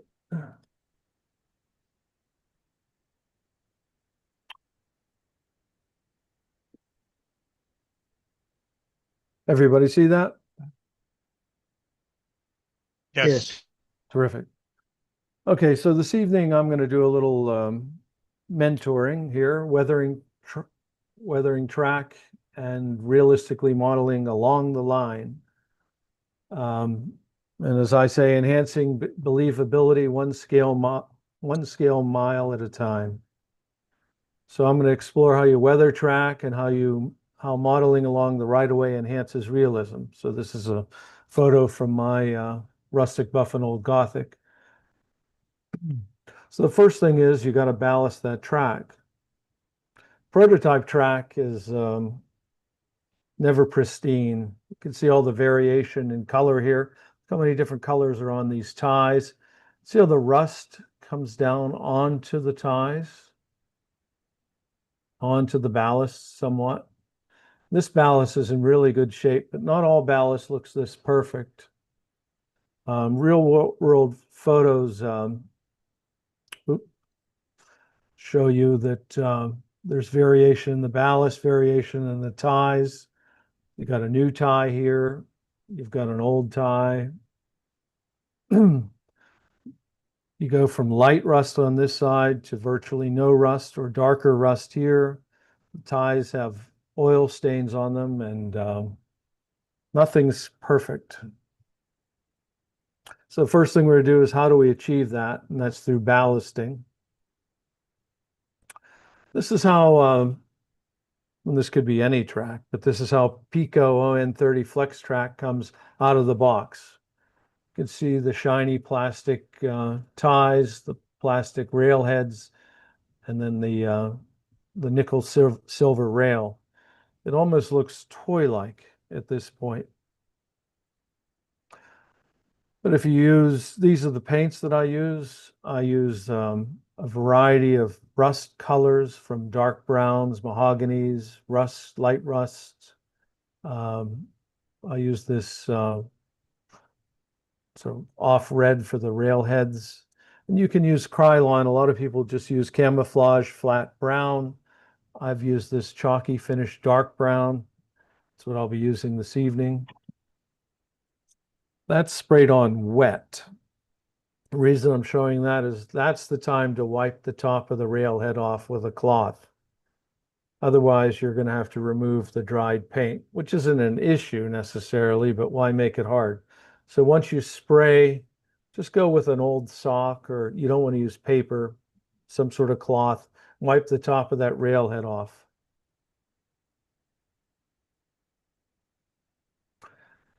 Next up, I like to highlight. There's built-in in the molds for Pico and most track, there's built-in grain. And if you just have a flat black or flat brown or the paint that I'm using, this wax, you won't see that highlight. So I dry brush a light color on there to accent the grain, gives it a nice look. There's a close-up. So all that grain would disappear in the dark flat color without it. Then I go back and I just paint the railheads, or not the railheads, the spike heads. Let me go back here. The side of the rail is already primed with that flat Krylon paint. So it's relatively easy to take these colors. Computer's not. Take these colors and with a fine brush, just paint the sides of the rails. And again, you like the variation. So go light, dark, dark, light. Just, you don't necessarily want it the same color all the way across. Next up is the ballasting. And what I do, I mean, choose the ballast of your liking. I suggest, and this is an old photo, but Brennan's Model Railroading has probably the most accurate ballast on the market. I suggest you take a look at that before you jump to Woodland Scenics. I happen to have this for 20 years, so I use it. This is the a buff color. My railroad is half based in Indiana, which is a limestone belt, and we have buff colored limestone, so that's why I use that. And to the side of my track, I always ballast with cinders, fine and medium. So the first thing I do, and there's multiple ways to ballast, but I just apply dry ballast to the center of my track, in between the ties, with no glue, nothing. I just put it in there, I sprinkle it in there and move it around with a paintbrush, a fat camel hair paintbrush. Then what I do is I take white glue and I just outline the outside of the track just like this, both sides. Again, there's all kinds of techniques, but this is how I do it. Then I sprinkle the ballast on the white glue, and then I saturate it with Woodland Scenic cement. The reason I use both wood glue or Elmer's glue and the scenic cement is I find that I get a very solid, immovable ballast if I use this technique. The Woodland Scenic cement and the Elmer's glue are compatible with one another. They're both water soluble. It dries overnight. Then I go back with a dental pick and I remove the errant ballast. It's like that little piece there comes off. Anywhere there's ballast on the ties, I typically just pick it away. It takes some time, but this is what I do. And then if I'm missing, like if there's like a hole right here, or I'm not happy with a level, like it's a little weak right here, I go back with white glue, fill those holes up, sprinkle a little ballast in there. And there's the finished product, more or less. I go back with a black India ink wash. You see how I darkened it right here, like an oil splat, like it splattered there. And I don't want just buff ballast, pristine buff ballast. That's why I use the black India ink. And there's the finished product. So that India ink serves to tone down the spikes that I've painted with that rusty red. It seems to smooth out the all the different colors I use on the side of the rail. Just gives an overall neutralization of the colors, ties it all together. Now, once you have your ballast in place along the line of a railroad, I found these old black and white pictures that really tell the story. Along a rail line, you find all kinds of things. You find telephone poles, you find fences, you find weeds, you find structures. There's a really low fence. You see weeds on this line is, here's the main line, here's the side track. See, there's weeds growing up there. Telephone poles, lights on the telephone poles. The more details you add, the more happy your realistic modeling comes out. Fences, typically, a fence is an easy way to add a great deal of detail to your railroad with very little effort. Fences come in all shapes and sizes. They keep people and things from running onto the track. So now I'm going to show you some pictures of my along the way. This is a black and white. My layout is centered on 1930, the Great Depression. So all along my railroad, everywhere are tramps, hobos, bums, and camps. Another thing we talked about briefly, model railroad oriented things. These engineers and conductors are hanging around this switching tower. There's a little railroad structure here. There it is in color. Here's the tramp camp, the hobo camp. Here are those railroad guys with their railroad things, a little. So to make a realistic scene, it's got to be eclectic. You start with the ballasting of the track. See, as you're pulled back from that track, I mean, we had intense close-ups when I was showing you the ballasting. Look how realistic that Pico track looks at a conservative distance when you weather it. And everything is weathered here. Nothing is shiny on Tom's layout. There's a close-up of my engineers. See the weeds growing in the track or on the road, weeds along the fence. See the fences. We're focusing on along the track here. There's another hobo camp. Usually properties adjacent to railroad tracks are not exactly high-end, fashionable properties. They're usually people don't necessarily want to live right next to railroads. We might, but most people don't. So I have these hobo camps, it is the Great Depression all along the railroad. Which you can't really see here, but this is the edge of the layout. So you can see behind my display cases. Even with only 3 inches of space or 2.5 inches of space, you can model. I modeled this tunnel. This is an N scale tunnel. This guy's run out of gas. You're trying to tell a scene, but we're right next to the tracks. You can see the concrete road and the weeds growing there and weeds along here. The distance from here to the edge of the layout is roughly 2.5 inches, 3 inches.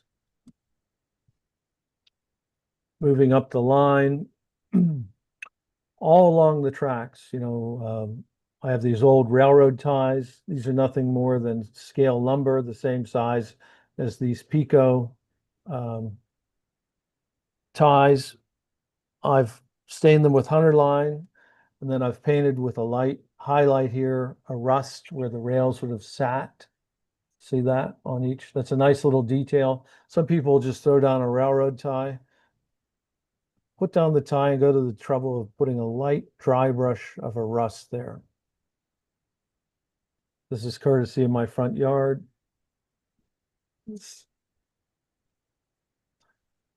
See how the ballast is all weathered.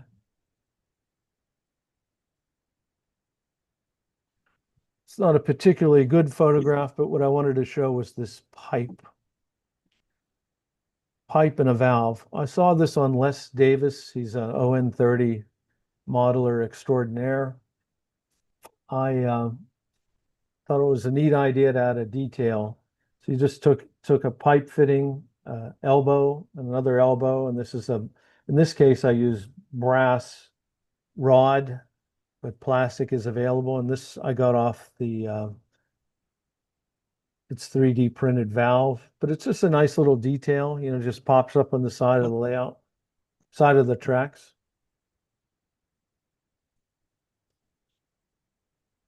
Another detail you can add is, figure a guy walking his dog. So when your eye is wandering down the track, you see this, everything tells a story. So you see this guy walking his dog, see these old rails here. Every time I put in track and I cut rail, I take the little pieces and put them aside. And later I go back and prime them, rust them, and super glue them onto the track somewhere. and I usually bend them or, put them in pairs. And you can see some more old railroad ties here. Weeds everywhere down the middle. See the oil down the middle? See, there's a differentiation between the left side and the right side of the ballast. Down the middle is basically an oil trail. This is an extreme magnification. If you're pulled back 2 feet, it looks good here, but it looks even better the further the further away you are. Now, you don't want to go crazy with this. The next section of the layout is, across the tracks here is a little sparse. You don't want everything to look totally junked up, because then that doesn't look realistic either. But here's a little service yard here with some rail. It's half service, half junk. There's some old tires here, some wood. Here's a stack of railroad ties.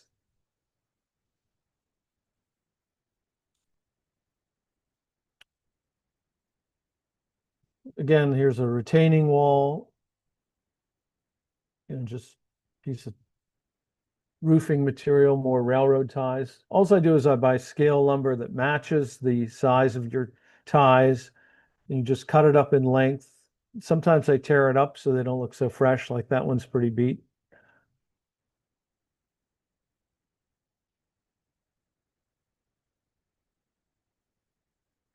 Again, there's some more rail everywhere.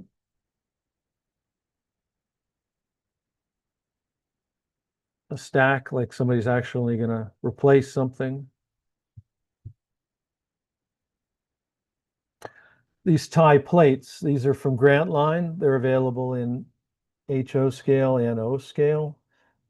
I buy them by the package, paint them up, and then just sprinkle them around the layout. So you don't just have rail ties, you also have the tie plates. Anytime I have scrap material from a roofing project, I don't throw it away. I paint it up, put it on the track somewhere. Same, it's a constant in-process work. So what are some of the things you guys have tried? What do you do similar things?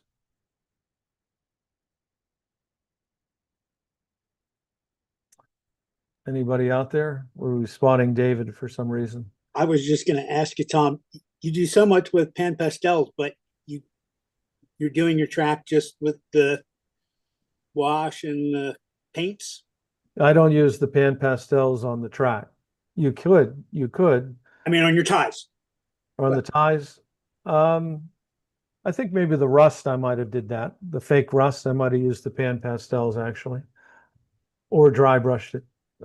But yes, I would stain it with Hunter line stain, and then if I was doing it again right now, I'd probably go to the pan pastels rust, put that right across on the ties. You're in 0 and 30, aren't you, Tom? That's correct. Yeah, so am I. I use a little cheaper ballast than you. I use chick grit, and instead of the scenic, woodland scenic stuff. That comes out pretty good. The best looking ballast I've ever seen is Brennan's Model Railroading. He's our sponsor, but he's a very, very realistic actual granite ballast. That's what chick grit is. And I'm going to use it on granite. I'm going to use it on the second half of my layout. So it's a fantastic looking product. I'm not just plugging them. I am plugging them, but it is a good product. Yeah. You might look at the chick grit. You can get that. It's for chickens. For them for they feed it for them to break up the food in their stomach. Yeah. Well, you might take a look at it. I'll it's take a lot cheaper. Not my concern. Hey, Tom. Yeah. When you were modeling a smaller scale, Were there any tricks or just ways that you found to better color the ties and everything else involved, the rails? I know it's a very small piece of material you're painting, but did you find any tricks that helped you with that? When I modeled an N scale for from 1967 to 2005, I eventually switched to the code 55, but early in the career, my N scaling, I used Atlas Flex, which was code 80, I believe. I would just spray everything with a flat brown,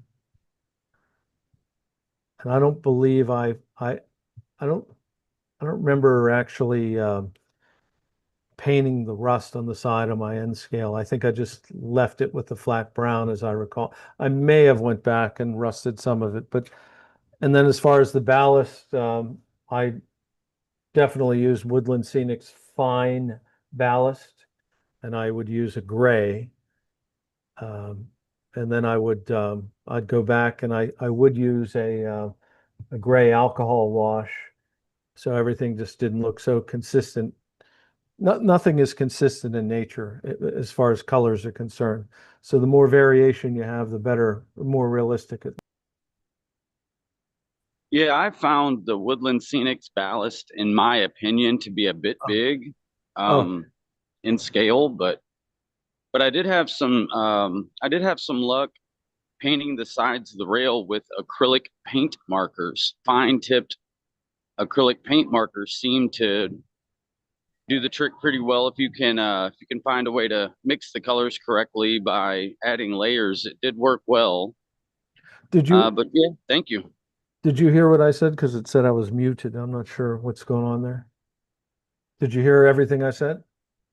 I heard, yes, you were talking about using the last thing that I heard you say was using Woodland Scenic's fine ballast. Okay, so we're good. Okay. It somehow muted. Okay. So are there any other questions out there? Yeah, Tom, Larry McDonald here.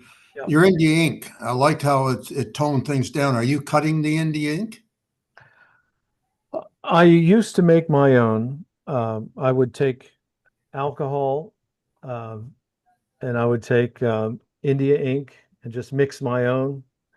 Lately, I've gotten lazy and I use Hunter line, and I just placed which should be arriving actually today or tomorrow, about $100 worth of Hunter lines.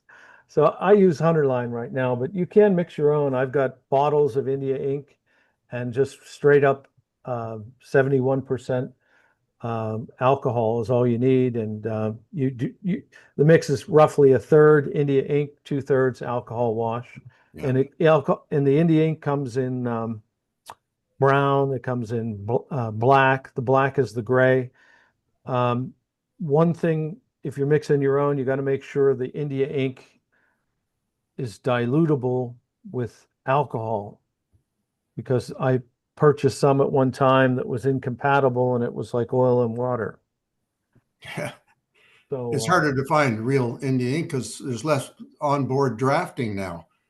And I used to be a draftsman in my very early years, but and you can buy it in quarts, but I got away from that.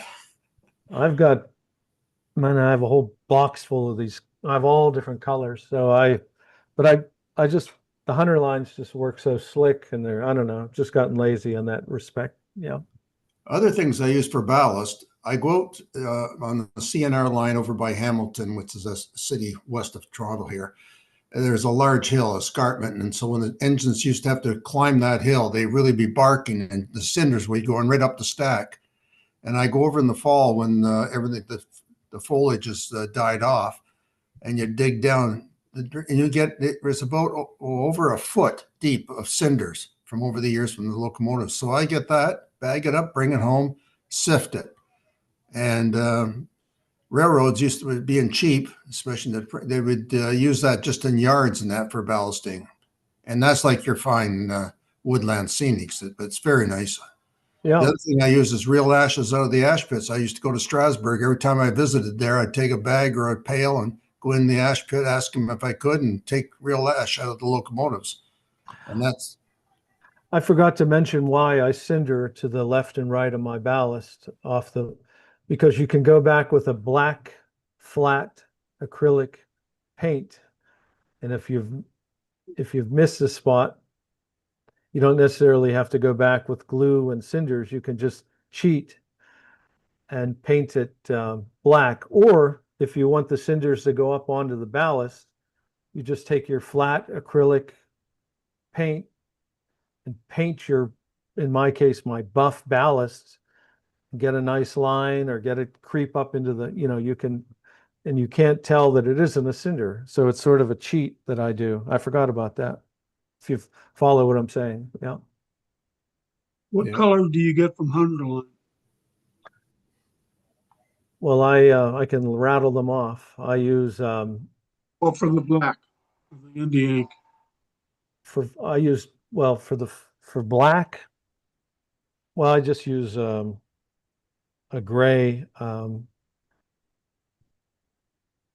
grayish, I think they call it, is one, and then I'd have to go look. I got about 12 of them behind on my workbench. They also have yeah. Here's the colors I have from memory. I've got driftwood, medium brown, grayish, light gray, cement. I'd have to go look. I must have 12 of them though. You know. so Rick is still in business, is he? Selling Hunterline. Yes, I just placed an order for $100. Haven't Yeah, I heard of just him. got a bridge from him. He hasn't been visible out at the shows or Jim used to have him on, and his wife doing programs where they're building structures, those structures that he offers. And No, he's still in business. He shipped promptly. So excellent. Yeah, I did an order with him for a bridge, and he said it'd be 3 weeks before he could ship it. I got it like 4 days later. I shipped mine like a day after I placed the order. So Yeah, he was real quick. I think they're out of Canada too. Yeah. Yeah. See that? I support Canada. Mount Albert. Hey. Mount Albert lumber and Hunterline. And I'm in Bakersfield, California. So. When you're putting down ballast, how much of an area do you do at one time? I do about maybe 3 feet at the most. You know, and then I move. Because it's such a long process. The way I do it. Yeah. 2.5, 3 feet. But that sounds about right. It looks absolutely perfect when I'm done though, because I'm painting everything I don't move forward till it's completely finished. Yeah. Do you think that 3 feet would also translate the same with a smaller scale, or would you be able to do more at a time as you're using less material? Well, with N scale, that's a good point. Since you're not necessarily going in and painting each individual spike, and you're not necessarily painting the side of the rail, you might be able to do twice that amount without, you don't want the glue to start drying on you. So 6 feet is probably doubling in the N scale, I would guess. But HO, ON30 and O, I would think 2.5, 3 feet's the most you'd want to do at a time. Remember, I consider track a model too, and that's why I go to the trouble of painting individual ties, individual spikes, the side of the rail, and picking off all the erroneous pieces of ballast. I mean, the more time you spend with it, the better it looks. The thing that drives me crazy is to see somebody's layout that's all consistent gray or consistent buff or consistent cinders. It's just not realistic. Tom, this is Father Ron. Yeah. For about the first month and a half after high school, I worked maintenance of the way between Fort Leavenworth and Kansas City, Kansas. We did a lot of tie tamping and replacing. We replaced a frog. I can tell you there are sections of that where all the ballast is exactly the same color. And probably it was new or replaced ballast because of some difficulty. Other ballast, especially around turnouts, what we call turnouts or what they were calling switches, were very oily and greasy, and you couldn't tell what kind of stone was used because there was so much stuff. They got to keep those points moving and it requires a lot of oil. So you can have sections that maybe were recently ballasted where all the ballast is the same color because they're not going to try to mix colors for one particular section when they're doing repairs. In fact, there were no trees anywhere along there because trees send out roots. We had lots of what do you call it? Not marijuana, but the other stuff. Hemp.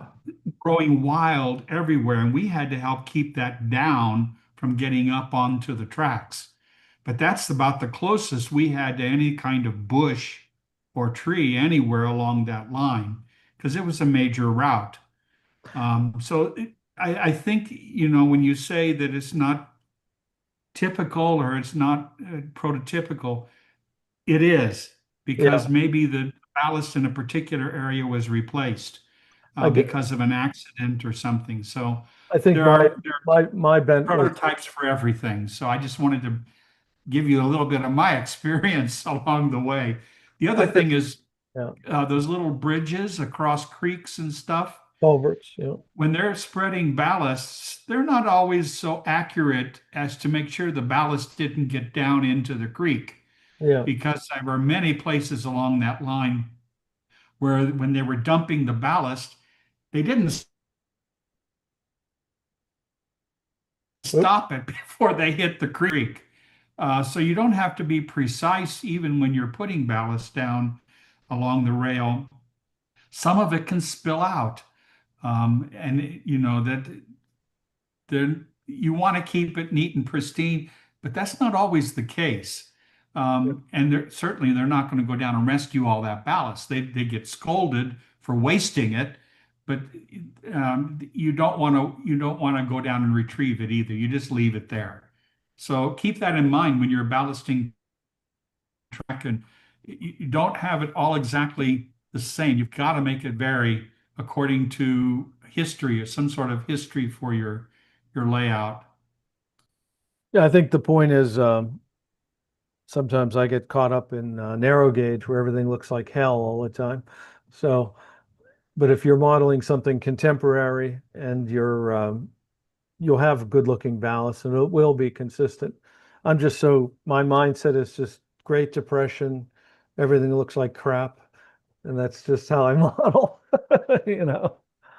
So you're right though. There's all different prototypes. There's,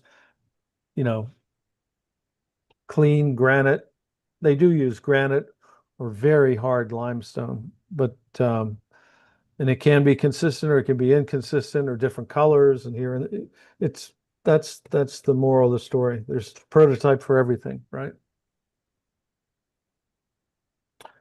Yep, narrow gauge sometimes it's just dirt.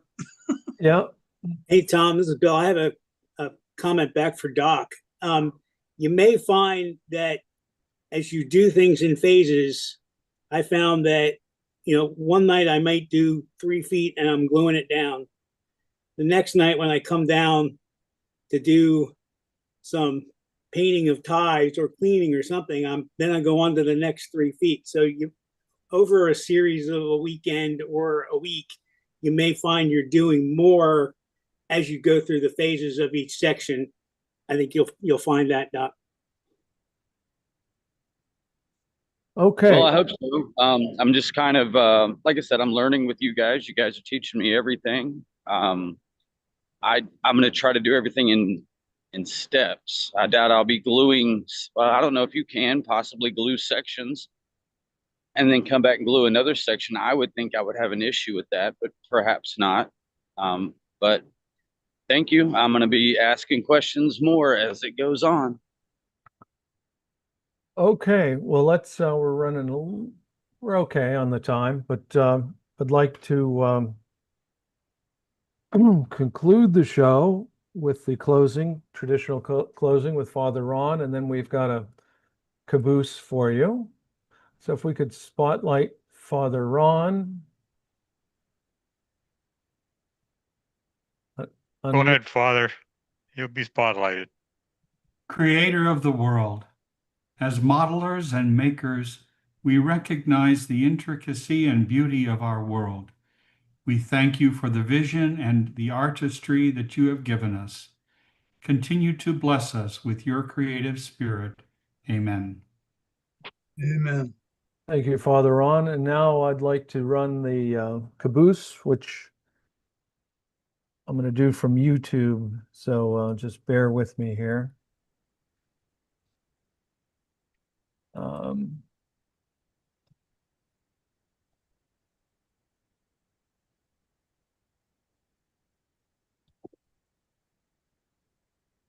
Everybody see that? No. Oh. No? Okay, hold on. Let me see you. Me. All right, let's try this again then. I thought I said share. Just a moment here. Share. There you go. Okay. Okay. It's full screen. You got it. I got full Go for it. screen. Now, if it would just work, everything would be beautiful. Oh, Start it.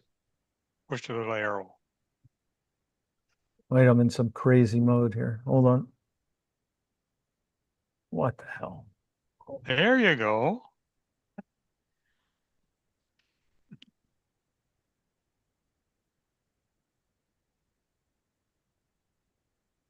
You got the volume on?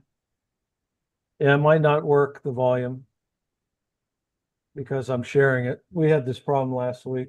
Okay. You'll get the idea. Just Yeah, whack. in your Yeah. mind, think big noise. Bell, it's going ding, ding, ding. Ooh, There's a Oh, is train. this where the train hits? whack. Now, why did he stop? I can narrate. This is how an idiot operates. I can't. The train has blown its whistle. Signals are going, and he's sitting there. Whack, I never could understand why he didn't pull up in this video. whack. Ooh, ooh, that hurt. Totally unbelievable.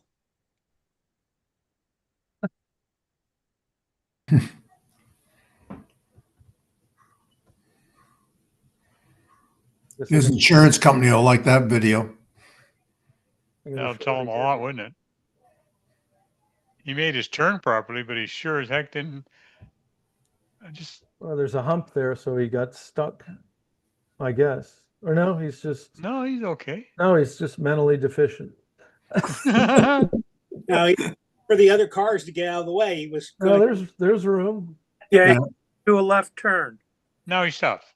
he's going to pick a truck that's at the gate, and everybody's trying to back up, and that guy doesn't back up. Now he does, and the trucker doesn't back up soon enough.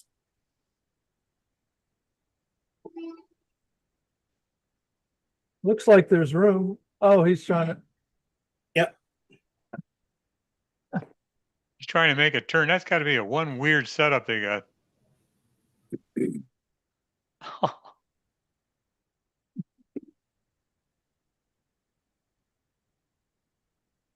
Well, he was trying to make a right-hand turn. That was, or left-hand turn. That was the problem.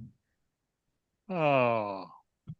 We off? No, I didn't turn anything off yet. Dog shit, Callahan. Okay, so I guess that's it. Yep. So hold on, let me turn off my video here. You're okay. Okay. Well, that concludes the show this evening, and I hope you enjoyed it. We had a nice variety of my still. You're still spotlighted, Tom. Pardon me? You're spotlighted. Okay, I'm good. All right. So thank you, and we'll see you next time. Yep. Looks like you're still recording. It is. I'm going to turn it off right now.